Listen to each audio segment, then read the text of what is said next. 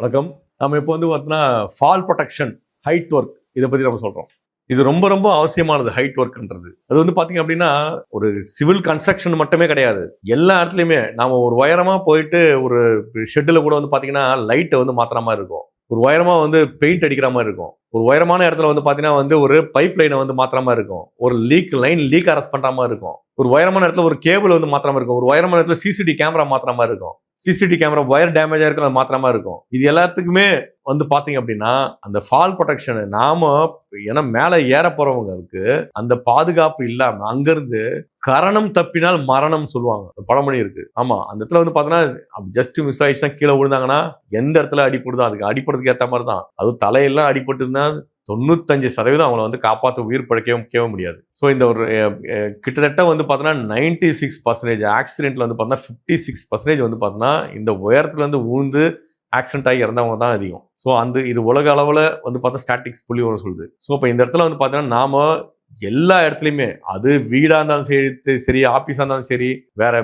பெரிய இண்டஸ்ட்ரியா இருந்தாலும் சரி, எந்த இடத்துலையுமே ஒரு சிவில் கன்ஸ்ட்ரக்ஷன் வேலையா இருந்தாலும் சரி, ஹைட் ஒர்க் இந்த ஃபால் ப்ரொடெக்ஷனுக்கு ரொம்ப முக்கியத்துவம் தரணும். 1.8 மீட்டர் நமக்கு தெரியும். 1.8 மீட்டர் நம்ம 6 அடி உயரம். அந்த உயரத்துக்கு மேல எந்த வேலை செய்யறதா இருந்தாலுமே பார்த்தோம்னா அந்த இடத்துல பார்த்தா அதுக்கு உண்டான பாதுகாப்பு அம்சங்களை கடைபிடிக்கும். ஃபால் ப்ரொடெக்ஷன் அப்படின்னு சொல்லிட்டு அதை நம்ம அவசியம் கடைபிடிக்கணும். அப்படி கடைபிடிக்காம பண்ணோம் அப்படின்னா அங்க இருந்து தவறுனா அவர் விழுறதுக்கு ஏற்ற மாதிரி கொஞ்ச நேரத்துக்கு சொன்ன மாதிரி ஸ்பைன்ல கூட அடிபட்டதுன்னா வாழ்நாள் முழுக்க கூட பார்த்தா படுத்த படுக்கையாக கிடக்கிற மாதிரி நிலைமை சூழ்நிலை வந்துடும். ஒரு கால் போயிடலாம், ஒரு கை போயிடலாம், ஏன் ஒரு பக்கமே செயலிந்து போயிடலாம், தலையில எங்கன்னா நர்வ்ஸ் எங்கன்னா அடிபட்டதுன்னா. சோ அந்த அளவுக்கு பாத்தீங்கன்னா ரொம்ப பார்த்து நாம செஞ்சாலும் சரி, நமக்கு கீழே யாருன்னா வேலை செய்யறவங்க செஞ்சாலும் சரி, அவங்கள பார்த்தோன்னா ஹைட் ஒர்க் மேல ஏறுங்க தம்பி, மேல ஏறியா, எங்க உனக்கு பர்மிட் இருக்கா, எப்படி வேலை பண்ணணும், எங்க பாதுகாப்பு அம்சங்கள்லாம் பிபிஸ் எல்லாம் நீ போடவே இல்லையே, ஒரு லேடர் ப்ராப்பரா இல்லையே, ஒரு ஏணி வச்சிருப்பாங்க. அந்த ஏணி பாத்தீங்கன்னா உடன் ஏணி இருக்கும், எல்லாம் உடஞ்சி போயெல்லாம் இருக்கும்.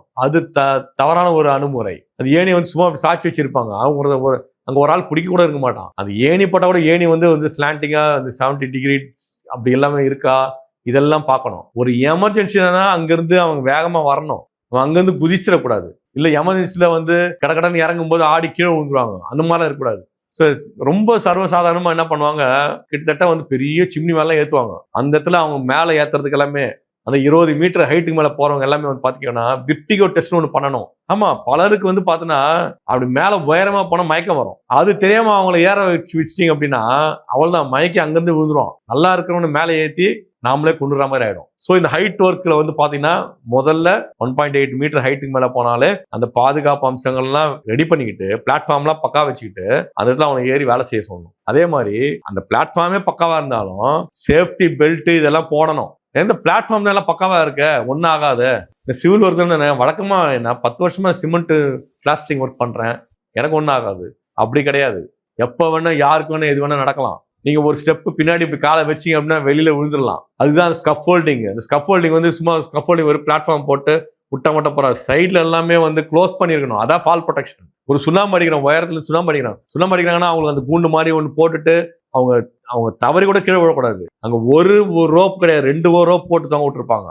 ஒன்னு கட்டான இன்னொரு ரோப்ல ஹேங் ஆகணும். அந்த மாதிரி அதே மாதிரி இப்போ பார்த்தா ஹைட் சேஃப்டி பெல்ட்டை பார்த்தா சேஃப்டி ஹார்னஸ் சொல்லிட்டு கீழே தொடையிலையும் 2 தொடையிலையும் பெல்ட் இருக்கும், 2 கையாண்டையும் இங்கேயும் பெல்ட் இருக்கும். ஃபுல்லா டைப் பண்ணுங்க. சட்டுன்னு அவங்க ஸ்லிப் ஆனாலும் அழகா தூங்குவாங்க. அவங்க உயிருக்கான பாதுகாப்பு இருக்குங்க. அதே மாதிரி எனக்கு தான் சேஃப்டி பெல்ட்டை போட்டேன், எனக்கு பிளாட்ஃபார்ம் இருக்கு, ஹெல்மெட் தேவையில்லை அப்படி சொல்லக்கூடாது. ஹெல்மெட்டும் அவசியம். சேஃப்டி பெல்ட்டை போட்டு சல்லுன்னு வெளியில ஹெல்மெட் இல்லாம ஒருத்தர் தலையில அடிபட்டு ஆள் இறந்துருக்காரு. அப்ப அந்த இடத்துல ஒரு ஹெல்மெட் இருந்தா நிச்சயமா அவர் உயிர் பாதுகாக்கப்படும். அதுதான் பார்த்தோன்னா ஒவ்வொரு விஷயமும் பார்த்தோன்னா இந்த ஹைட் ஒர்க்ல ஃபால் ப்ரொடெக்ஷன் எல்லாமே பார்க்கணும். அதே மாதிரி முக்கியமா அவங்க ஹைட் ஒர்க் மேல போறதுக்கு முன்னாடி இதெல்லாம் நீங்க அவசியம் கடைபிடிக்கணும். பாதுகாப்பு அம்சங்கள் தினமும் சொல்லணும். அவன் 30 நாள் வேலை செய்வான், இன்னைக்கு என்ன சொல்லணுமா, இன்னைக்கு நீங்க சொல்றதுனால அது அவங்க மனசுல போய் ஏறி அவங்க உடனே ஏதோ தவறு செய்ய இருப்பான், அவன் கரெக்டா சரி பண்ணுவான். அதுதான் ரொம்ப ரொம்ப முக்கியமானது.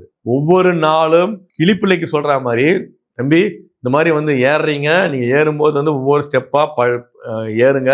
ஏறும்போது வந்து பாத்தீங்கன்னா நீங்க சேஃப்டி பெல்ட்டை மாத்தி போட்டு தான் ஏறணும். மேல போய் மறக்காம உங்க சேஃப்டி பெல்ட் அங்க மாட்டணும். ஹெல்மெட்டை கழட்டக்கூடாது.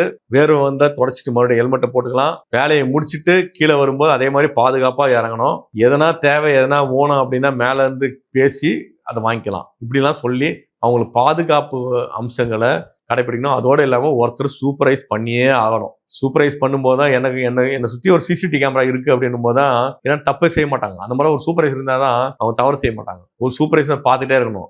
அங்கே முக்கியமாக பார்க்க வேண்டியது என்னன்னா அவங்க செய்கிற வேலையை தாண்டி அவங்க பாதுகாப்பாக வேலை செய்கிறாங்களா ஹைட் ஒர்க்கில் அப்படின்னு பார்க்கணும். இதை சார்ந்து உங்களுக்கு எதனா வந்து தகவல்கள் மேலும் வேணும்னா கீழே இருக்க என்னோட அலைபேசி அழைக்கலாம். நன்றி.